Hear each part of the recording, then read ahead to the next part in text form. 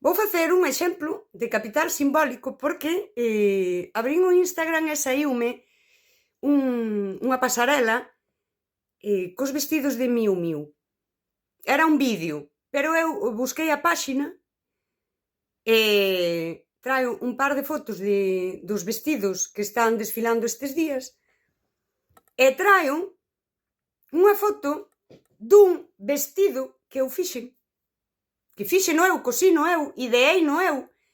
Nin sequera usei un patrón, senón que o cortei así como a min me gustou, é dicir, é creación propia, para estar pola casa facendo cousas.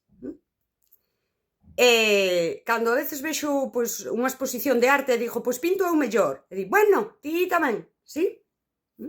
Ou cando vemos calquera cousa, non? Esa banana con cinta que se vendiu en millóns de euros.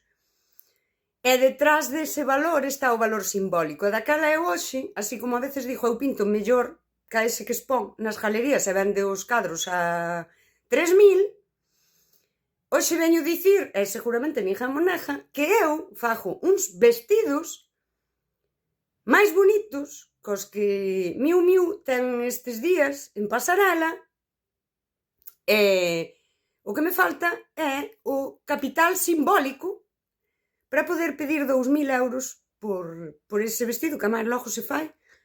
Quero eu que se vendese un ao día, xa me podía poñer a emprender. Aí ustedes.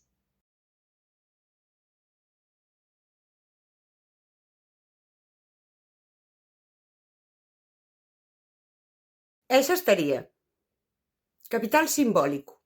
Non se pode dicir moito máis dese meu vestido, que non val nada, ninguén pagaría nada por el, e outros vestidos que valen miles de euros.